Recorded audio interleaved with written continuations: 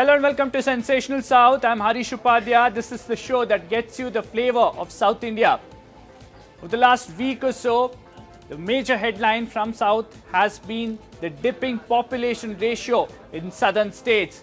This has hit national headlines with Chandrababu Naidu saying that his government is thinking about policies and laws that will encourage people to have more children. MK Stalin too has echoed similar views. So what is the policy that is likely to be, and also the impact of it on the delimitation exercise and devolution of taxes? We'll debate this, but first let's take a look at what has happened for the last few days.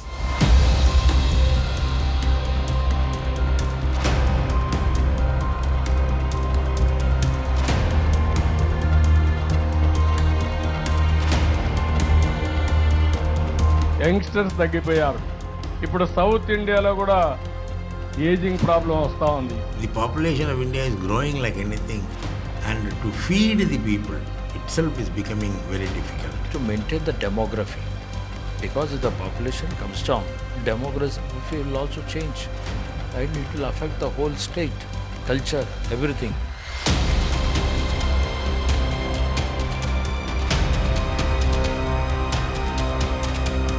अपने जो वहाँ के सामाजिक हालात हैं, उनके भौगोलिक परिस्थितियाँ, उसके आधार पर अपने राज्य के हित में फैसले करती हैं. इसमें मुझे नहीं लगता कि कोई बहुत ज़्यादा बात की बतंगड़ की ज़रूरत है.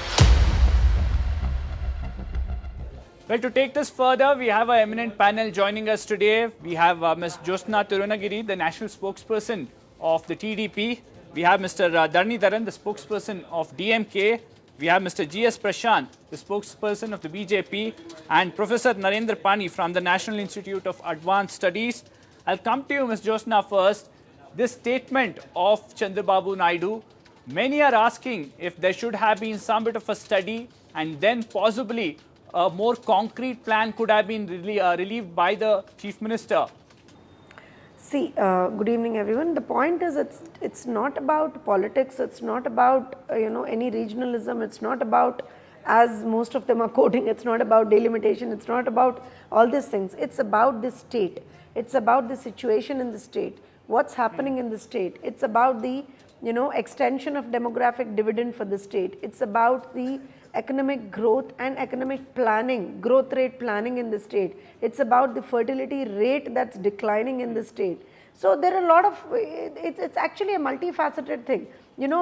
What Naidu Garu quoted today, the concerns raised by Babu Garu, they shouldn't be dismissed simply like, some rhetoric statements. They actually represent a more, broader and rational discussion, that actually raises above these regional concerns. And yes, it's a discussion that we have started, because it's a point, it should be a point of concern, because today, in today's world, what we have seen is, in this dynamic world, what we are observing, especially in our state of Andhra Pradesh, what we are observing is aging population, which is definitely a challenge to the state, and also a decline nobody in is the discounting birth this rate. argument that yes, aging population is a concern in South, but you think there should have been an in-depth study before the Chief Minister spoke about it on what could possibly be done?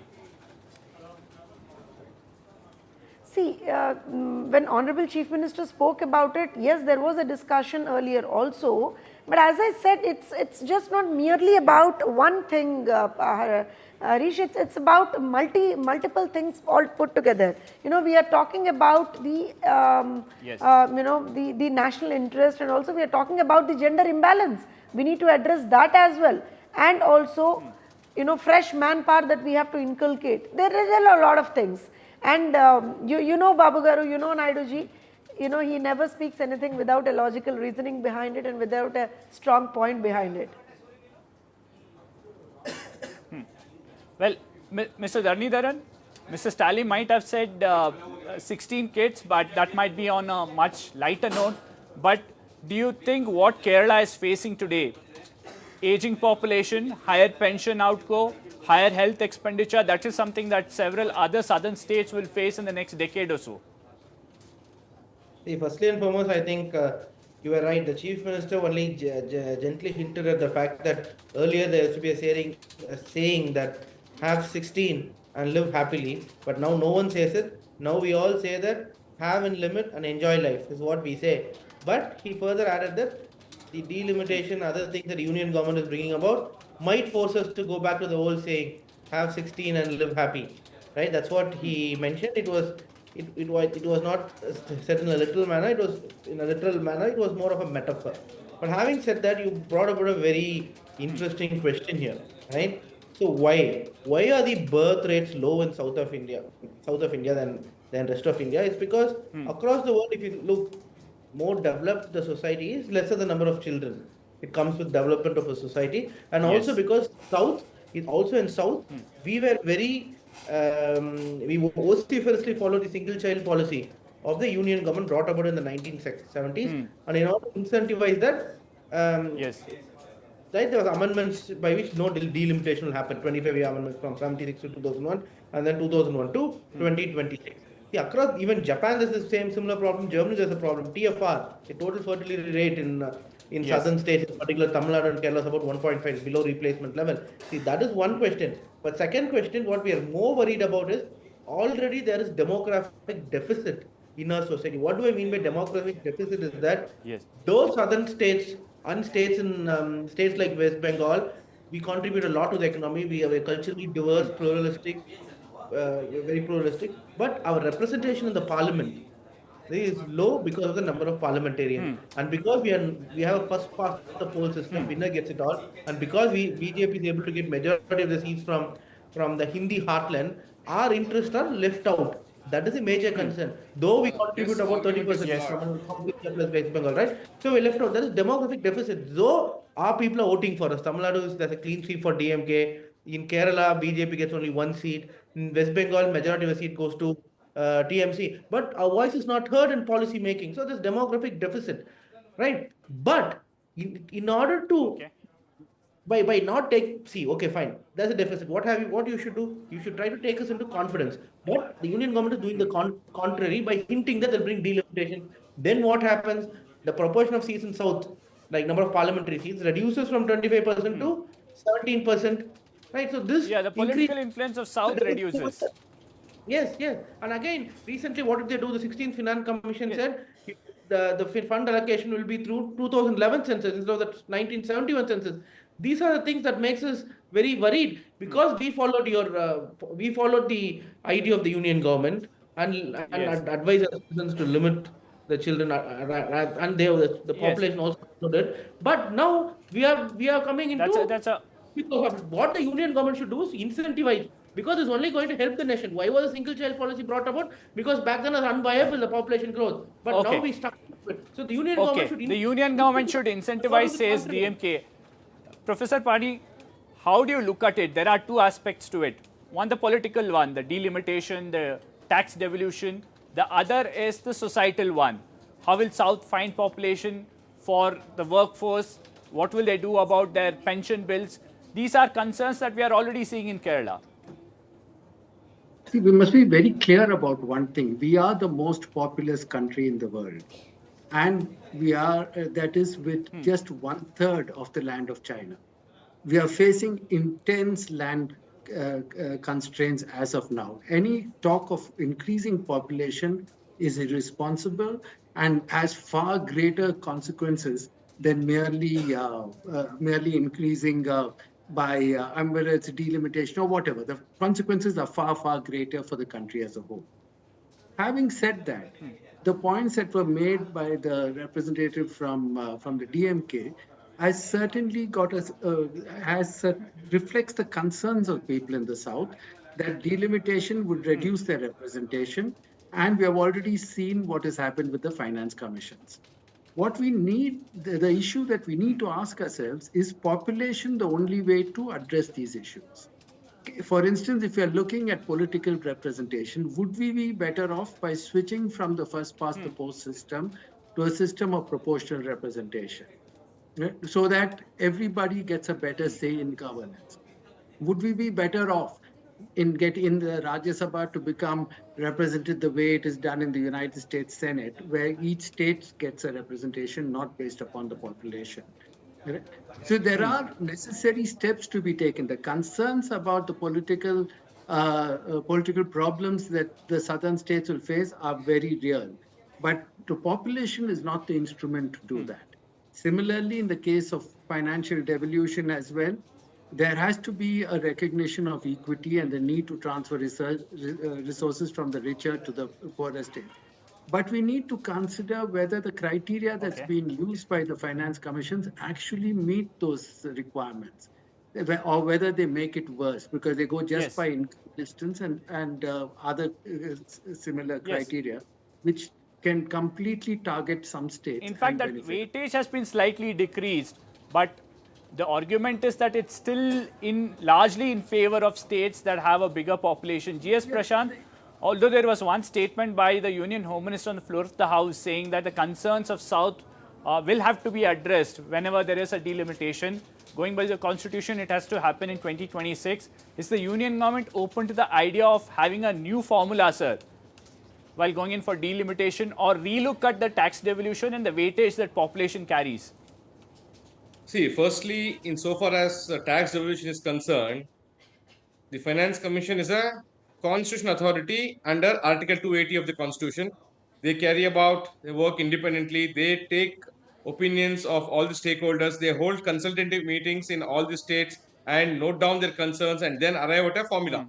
Yes, there have been instances where how the population growth and forest scar, for example, some of the states will have a huge forest scar. So therefore, their ability to industrialize it may be much lower. So considering that green cover is required, there are some percentage points for that. For tax buoyancy, there are certain percentage points fixed. So whenever you're looking at a change at the policy level itself, saying the mechanism as to how the attached weight should change, then probably the consultative meetings when the Finance Commission takes about should give representations to the Commission and then put forth, and then they will take it in accordance with law. That is on one side, insofar as the weightage in Finance Commission is concerned. And insofar as delimitation is concerned, yes, we need to understand a specific thing that there is no specific formula fixed as it, and obviously the needs of the people will be considered, and I'm sure that the central government will take a holistic view, ensuring that no part of the country goes unrepresented and no political party can take undue advantage of being in only select pockets. Because as BJP, we're a national party, we have presence in almost all the states. Whereas considering the regional parties, their presence will be limited. Take DMK, for example. But it Prashant, can't go out of Tamil Nadu. Your TMC presence in cannot South go out. is a little Therefore, lesser we than ensure that the those domination that states you will come. enjoy in some of the Hindi state belts. No, Harish, this divide saying this is the Hindi states and non-Hindi, this again is not right. We have to look at the development of the nation as a whole and ensure that every state gets its due and in accordance with law. You can't really want to break down people based on and divide people based on saying you are the Hindi-speaking states and non-Hindi-speaking states. No. Definitely all of them are scheduled languages and each of them that is because have their own importance they are in the having country. a higher population. That's the fact.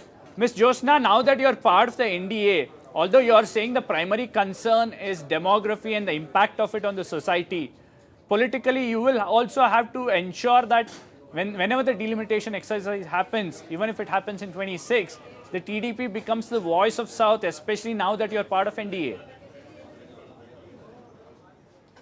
Definitely, definitely. That point is definitely not ruled out. I'll tell you here also, see, this point was raised by our Honorable Chief Minister because our state is facing this problem. So definitely, and we, in fact, the other day our Chief Minister also spoke about Karnataka, spoke about Tamil Nadu, spoke about even Telangana, because see, that is a problem that all of us are facing in common. So definitely tomorrow when it comes to political things also, as you rightly quoted, whether it is the delimitation or any other political aspect, we would definitely want to, be a stronger voice on that, no doubt about that, because our party, when it was born, we were born for the rights of Telugus to be safeguarded. So definitely tomorrow, if time asks and if things are required, then definitely we are going to be a stronger voice again on that front, no doubt about that. Dhanidharan, the question now many are asking is the fact that the union government hasn't done anything so far to, in a way, address the anxiety of southern states gives them some bit of a room, or at least raises doubt on whether anything will change at all, especially on delimitation and tax devolution. Firstly, I think when I spoke, I ended by saying that the states that did well on population control should be incentivized. I think Professor NIAS took it further and said what could be done to incentivize these states, right? To your question, what the central government has not done, I think they're very clear intentions, right? The first intention is that to include 2011 census instead of the 1971 census. That itself means that you do not want to incentivize for the population control you brought over. That's point number one. Point number two, delimitation. You don't need to bring about an act for delimitation to happen, right? When the 25-year-old amendment, right, which has stopped delimitation would lapse, then naturally the delimitation will take place. And this government is showing all the inclinations that they want delimitation to happen. It's in US we call it gerrymandering, that is to redraw constituencies to favor the incumbent, right? So delimitation would help the union BJP government, but that will destroy the country, because even a homogeneous country, relatively homogeneous country like the US, where they speak the same language, nearly the same culture, they have proportional representation and each state have the same vote. There are weightages. See, so we need to have a dialogue on how the democracy can survive. It's not about BJP winning the election or losing the election. It's about how you can make the democracy survive, right? You leave few people out, culturally few people of different culture, right? India's amalgamation of different cultures, a pluralistic society. See, Singapore, when I say that, I'm not dividing the country, right? In Switzerland, they have 4 languages, a small country of 8 million people, 4 languages, Italian, German, French, etc. But still, they've been united for hundreds of years simply because of federalism. So that's what we are saying. We should but not a valid be left point out. there that there For needs us to not be a dialogue. To be left out, 10 seconds. For us not to be left out, See, you have it to... is not about. Fair enough. No, Harish, let me... one thing you have to understand is it's not about wanting to go back to some US system as to how the representation is there. No, I'm not saying to the US system, this system. I'm only saying you have to start a dialogue. Let me complete, then he can come and represent. What dialogue I'm saying you should have is, see, there's a problem in the there UP. needs to be a dialogue, I think. No, let me complete. I'm now going to speak on behalf of that also. In UP, 3 million people have one representative. In Kerala, 1 million people have one representative. But again, you have to find a balance. How they need to have more representation, but at the same time, how our representation in the parliament increases, how our funding increases. So I think there has to be a dialogue, and every state has to be involved to make sure that no one is left behind. I think that is foremost important. How no state is... Okay, fair enough, Dhanidhar. Professor Pani, the question here is how do you ensure that this sort of a mismatch that is there within the country? As you said, yes, in terms of overall population, we shouldn't be worried, but this mismatch that's there among states, how do we address? And also, whenever there's a population policy, how does that policy ensure that the concerns of some of these developed states, their fertility rate going down, how can that be addressed, sir? Can there be a uniform policy for the entire country at all? I think the basic direction of policy can be uniform in the sense that what is the purpose of the policy? The purpose of the policy has to be the representation of all cultures, all individuals, and all economic and social interests. Now, if you're going to take that, it might not the first past the post system has serious limitations. In fact, most countries across the world are moving away from it. Because essentially it's a winner take all system. So if I just get by, if I have 3 candidates or 4 candidates with barely a third of the vote, I can sweep an election. And we have seen that happen. So that is not a representative system, and we need to once you get a proportional representative system, then the people who are not in the majority will have a voice. The smallest, the states, even if they have a lesser population, will still have a larger voice. You'll force a kind of coalition even within the larger parties. That is the crux of the problem. What we are seeing is the system of winner takes all, which the first past the post system gives us, is what is generating these fears. We need to address that. Otherwise, delimitation, postponing it, or just continuing with 71, these are all band-aid measures. They don't really deal with the problem, which is essentially the failure of the first past the post system. Absolutely, Professor. Well, one thing is becoming increasingly clear. There will have to be certain structural changes, at least as far as delimitation exercise is concerned, if it is happening in 2026. Well, absolutely out of time on this debate. Thank you, Ms. Josna, Mr. Dharnidharan, Mr. G.S. Prashant, and Professor Pani for joining us on this show. That was our top story of the week. We'll be back on the other side of this very short break with many more stories from south of India.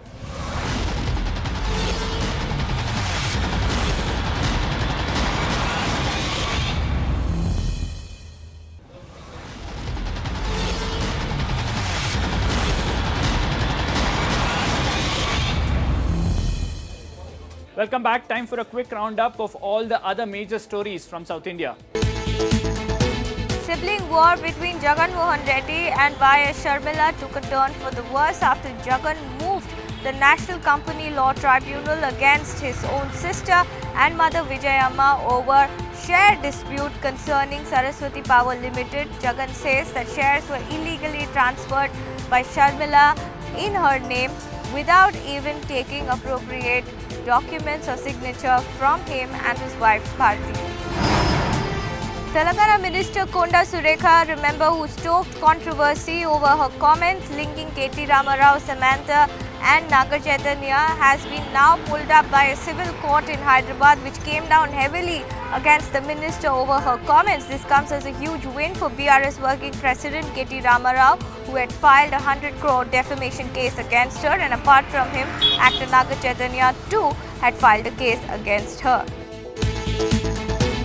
And earlier this week, there was a spectacular drone show at Amravati, which created 5 different Guinness Book of World Records, 5,500 drones in different stellar formations at the initiative of AP Chief Minister Chandrababu Naidu, who has in fact made it a promise to turn the state as the drone capital of India. Union Aviation Minister Ram Mohan Naidu was also the special guest at the event. The wait is finally over and there is finally a date. Pushpa 2, The Rule, starring Allu Arjun, Rashmika Mandanna, will finally hit the big screens worldwide on the 5th of December. It's election time in Wayanad and people of Wayanad are hoping that the new MP focuses on boosting tourism because of the impact that it's had post one of the worst landslides that Wayanad had faced in the recent times. You know, you've been in Wayanad for so many decades now. Tourism industry, has it been impacted post the landslides, or is it getting better, or do you think whoever comes to power should focus on boosting tourism in Wayanad because that's the primary source of income for many here? True. If you look into the economics of Wayanad, it's basically an agrarian society. We grow coffee, pepper and all the spices that we normally use. But most of these crops, like any agricultural product, the prices are not decided by us. The prices is decided globally, especially with future tradings. So absolutely a farmer doesn't have any say on the price. So also with the climate. I mean, you cannot control the climate. We have all been responsible for causing what we call as climate change. So a lot of policy decisions, things like that has to happen. These should be the focus of the MP who will be elected by the people of Wayanad. So that's their demand and message to all of them who've been contesting for Wayanad by poll this time around. Election fever is hotting up in Kerala as Priyanka Gandhi Vadra makes a pitch for the Wayanad constituency. This is Congress's stronghold, repeatedly electing her brother Rahul Gandhi. But things look different on ground as candidates put up a spirited fight. While BJP has fielded its councillor Navya Haridas, CPI has put up veteran leader Satyan Mukheri. We caught up with all the candidates on the field.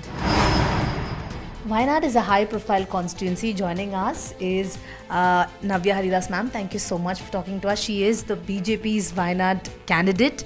All eyes on Wayanad because it's a high-profile constituency. Do you agree? Yes, of course. It's a election which all the nation seeks into. So it's definitely going to be a tough fight in Wayanad this time. Wayanad has always been a Congress bastion. Right now, Priyanka Gandhi is also making her electoral debut in Wayanad. Do you think this time also, because Priyanka Gandhi is going to contest, do you think it's going to be a challenging one? How do you see Priyanka Gandhi's electoral debut? This is Priyanka Gandhi's first entry into politics. Like everyone is asking whether I'm concerned that Priyanka Gandhi is an opponent. Actually not, because I have been into politics for the past 9 years, always as a representative along with the people, along with their problems, along with their sorrows and happiness. So I have gained much experience as a politician as well. But I think Priyanka Gandhi, she hails from a Congress family. She's a granddaughter of a known politician.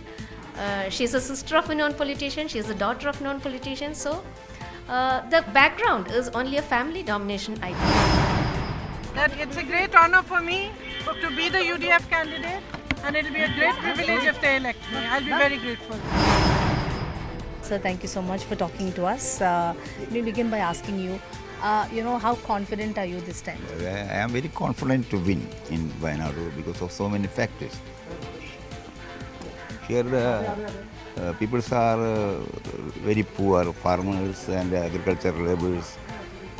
This is the situation in this constituency. Rahul Gandhi contested here and win, but he not bother about the Wayanadu people.